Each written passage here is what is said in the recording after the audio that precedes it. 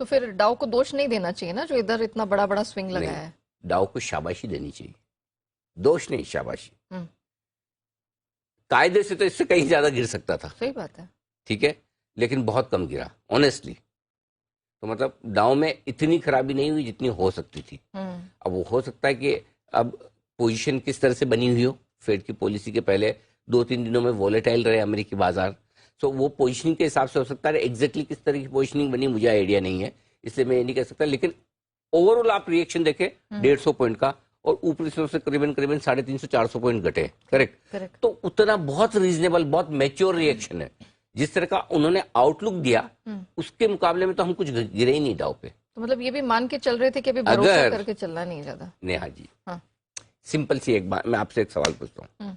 अगर इन्फ्लेशन का नंबर 7.7% से घटकर 7.1% आता है और उम्मीद 7.3% की थी, और उसमें डाउन 900 पॉइंट ऊपर खुल सकता है, तो इतना खराब बोलने पे 900 घटना नहीं चाहिए कम से कम? बनता है, बिल्कुल बनता है ना लॉजिकली। करेक्ट। नहीं घटे ना, थैंक यू वेरी मच डाउ।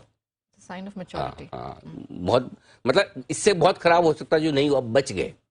ओके, ठीक है। तो सर अब सो मैच्योर हाँ। रिएक्शन है, कम रिएक्शन है।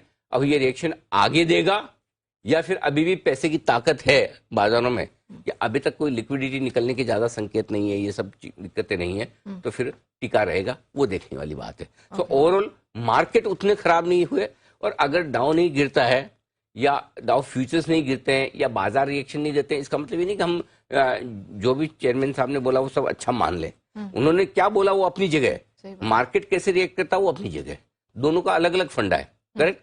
मार्केट पहले बढ़ सकता है, बाद में घट सकता है, बाद में ये कुछ भी हो सकता है, लेकिन जो उन्होंने कहा है वो अभी भी पूरी पूरी सावधानी के संकेत है 2023 के लिए। और उस लिहाज से देखा जाए तो बाजार बहुत कम गिरे हैं जितना गिर सकते हैं उससे।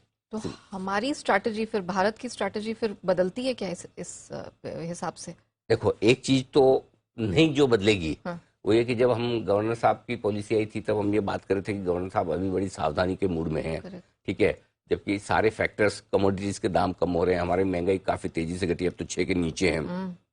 तो कहीं ना कहीं ऐसा लगता है कि गवर्नर साहब ने ये दिमाग लगाया होगा कि मेरे जो दोस्त हैं पावेल साहब अमेरिका वाले, जो वैसे ही काम करते हैं जो मैं करता हूँ, वो अभी कहीं ब्याज दरें कम करने के या रोकने के मूड में नहीं है, तो मुझे अमेरिका और मेरे बीच में ब्याज दरों में ज्यादा फर्क चाहिए नहीं, करेक्ट। तो इसलिए जो गवर्नर साहब की सावधानी भरी पॉलिसी थी, जिसमें वो कहीं भी कॉन्फिडेंट नजर नहीं आए, काफी लोगों को कहना था कुछ कंफ्यूज नजर आए, तो उसके पीछे जो कारण था वो कारण यहाँ से आ रहा है।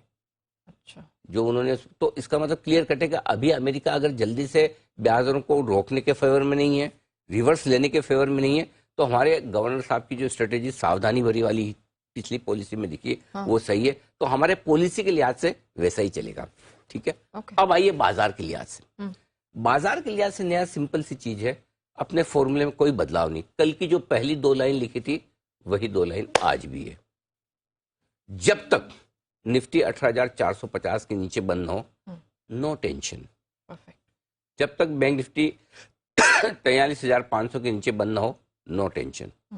18,450, 43,500 या ज्यादा किसी को दूर का रखना है तो 43,000, इसके नीचे जिस दिन बंद हो उस दिन अपने को लॉन्ग पोजीशन कम करनी है। मतलब जिस दिन, मतलब एक आध दिन ऊपर नीचे हो सकता है, 5 बेसिस पॉइंट ऊपर नीचे हो सकता है, वो अपनी जगह है। जैसे 2 दिन हुआ ना, 495 496 पे बंद हुआ, अब आप उसको 18,500 मान के कर लो, तो अपनी अपनी समझ वाली थोड़ी सी दिमाग लगाना होता है मार्केट में, बट ब्रॉडली 18,450 43,500 ये 2 लेवल है। जब तक ये इसके ऊपर हम बंद हो रहे हैं तब तक ठीक है। क्यों?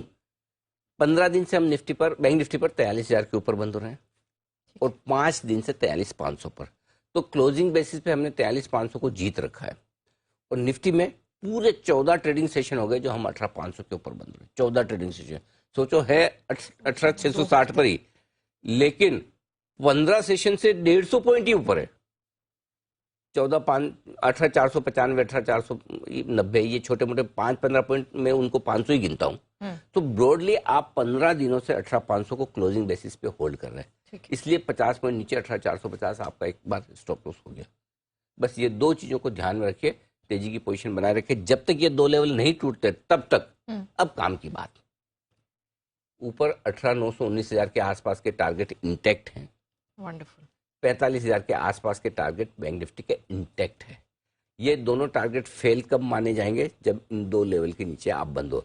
जब तक इन 18,887 का लाइफ हाई आपने बनाया है, करेक्ट, वो इंटैक्ट है, वहां तक पहुंचने की कोशिश करेंगे। 5-50 पॉइंट 100 पॉइंट ऊपर नीचे हो सकता है। बड़े लेवल्स में हमेशा ध्यान रखें ये चीज को। 44,000 के ऊपर आपने कल क्लोजिंग दी लाइफ हाई के ऊपर, 45,000 के आसपास के लेवल इंटैक्ट है।